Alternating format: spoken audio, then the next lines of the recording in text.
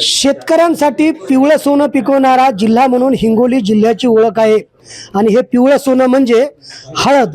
याच हळदीला आता राष्ट्रीय स्तरावरती ओळख मिळवून देण्यासाठी हिंगोलीचे जिल्हाधिकारी राहुल गुप्ता सरांनी प्रयत्न केलेले आहेत। सर, हा जो बॉक्स आहे या बॉक्समध्ये आपण कुठल्या कुठल्या वस्तू तयार केलेल्या आहेत आणि याचं सगळं नियोजन तुम्ही कसं केलेलं आहे, यातून बचत गटाला देखील आपण काम दिलेलं आहे।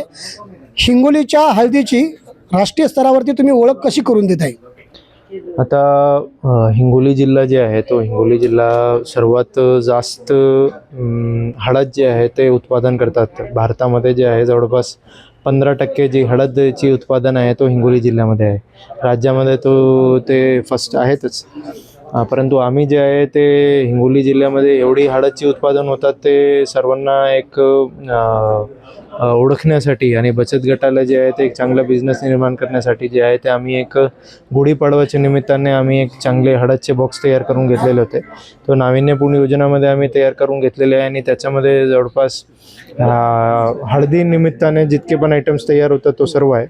ते पावडर आहे, लोंच आहे, फेस क्रीम आहे, त्यानंतर सोप आहे, सोपच्या नंतर कुमकुम आहे, टर्मरिक शॉट्स आहे, बरेच विषय त्याच्यामध्ये आम्ही इन्क्लूड केलेले आहे। सर, हा जो बॉक्स आहे तो या बॉक्समध्ये कुठल्या कुठल्या वस्तू आहेत आणि ते आता हे हळदीचं पावडर आहे कुठल्या बचत गटाने केलेलं आहे आणि किती रुपयामध्ये ते मिळणार आहे?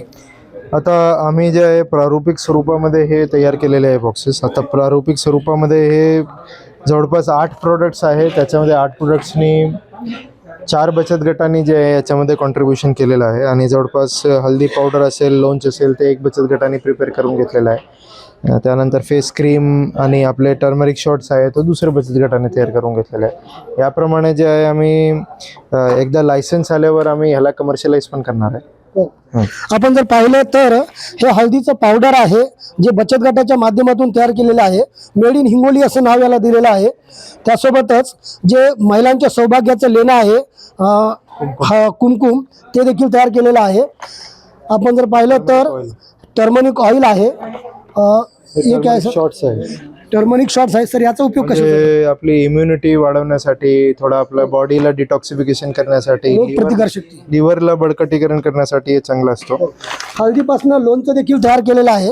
खरं तर लोणचं म्हटलं की प्रत्येकाची आवड असते। हे कुठल्या बचत गटाने केले सर? हे बेसिकली आपली एक हिंगोलीची बचत गट आहे, त्यांनी तयार करून घेतलेला आहे। उज्ज्वला बचत गट आहे तो। त्यांनी काय केलेलं आहे की भाई ह्यामध्ये लोंच प्रिपेअर करून घेतलेले आहे आणि ते एक चांगला आपला जसं पोस्टबायोटिक प्रीबायोटिक सारखा असतो, त्याच्यामध्ये डायजेस्टिव्हसाठी हे चांगला असतो। सर, हा एक प्रोडक्ट आहे, यामध्ये काय आहे? हे आपली फेस क्रीम आहे। फेस क्रीममध्ये जे आहे आपण एक बचत गटामार्फत, पूजा बचत गट आहे ते त्यांच्यामार्फत एक तयार करून घेतलेला होता।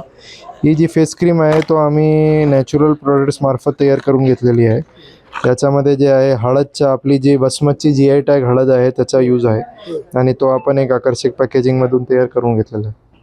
नक्कीच सर, हे हिंगोलीचे जिल्हाधिकारी होते आणि शेतकऱ्यांचं जे पिवळं सोनं आहे हळद, या हळदीपासून वेगवेगळे प्रॉडक्ट बनवलेले आहेत आणि खास वैशिष्ट्य म्हणजे बचत गटाच्या माध्यमातून हे सगळं केलेलं आहे।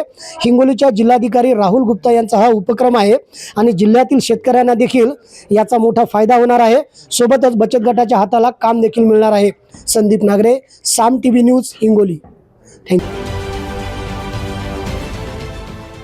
देश विदेशातील प्रत्येक घडामोडींचे लाईव्ह अपडेट मिळवण्यासाठी आता साम टीव्हीच्या सर्व सोशल मीडिया प्लॅटफॉर्मला लाईक, फॉलो आणि सबस्क्राईब करा।